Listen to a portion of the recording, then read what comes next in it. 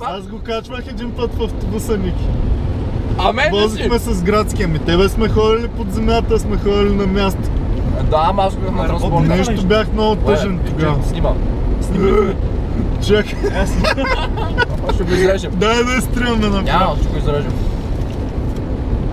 Добре дошли в Комеди Мобила.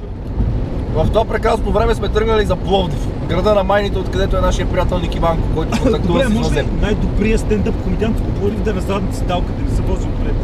В Пловдив, който бръсне за след Пловдив, ме пича. Аз най-добрият комедиант. Тук имаме хора от София, от Стара Загора. Чакай малко, Пловдив, къде ще се вроди. Най-старият град. Най-старият град в околността на Пловдив, разбираш?